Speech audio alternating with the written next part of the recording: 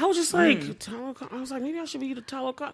No, you the bad guy. Well, he wasn't. That was the thing. He wasn't like the bad guy. He was just the antagonist. I love that. I love complicated storylines like that, where it's like, you know what? It made me think of, not Avatar. What's the one that, Korra. Legend of Korra. Because you remember, like, in the Legend of Korra, every single villain had like a noble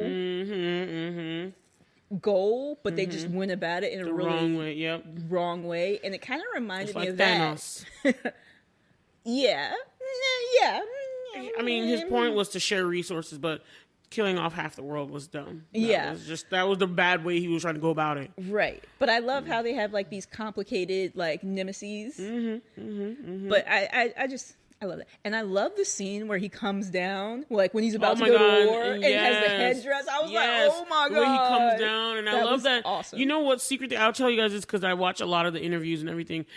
At first, the Talokans were not going to have like a little hand symbol they did. But Thanos said that, he said that he noticed that they always did the Wakanda hand.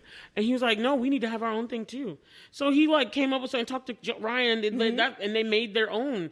And I love that now because like people will start doing that to him. I know. And I thought that was so cool that they all collaborated together. Nice little cultural piece to give to like people of that Mayan kind of ancestry. And they had like I swear there was like 8 languages in this film.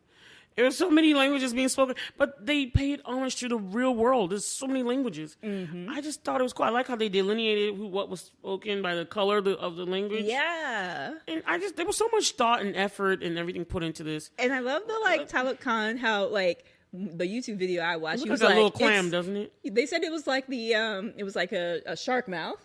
And then then the dude made like a silly like joke about Talokan do. Oh no, that's not.